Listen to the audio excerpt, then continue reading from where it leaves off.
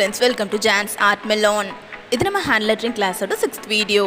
இதுக்கு முன்னாடி அப்லோட் பண்ண வீடியோஸை நீங்கள் இன்னும் பார்க்கலன்னா மேலே பார்க்குற நோட்டிஃபிகேஷன் ஓப்பன் பண்ணி பாருங்கள்.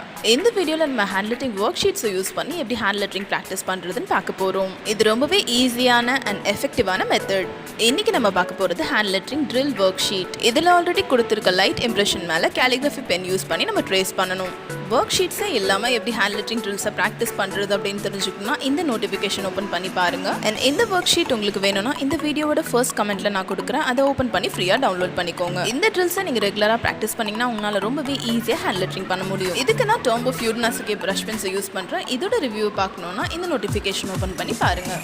இந்த ஸ்ட்ரோக்ஸ் எல்லாம் எப்படி கரெக்டாக போடுறதுன்னு தெரிஞ்சுக்கணும்னா இந்த வீடியோவை கண்டினியூஸாக பாருங்கள். அப்போ உங்களுக்கு நல்லாவே புரியும்.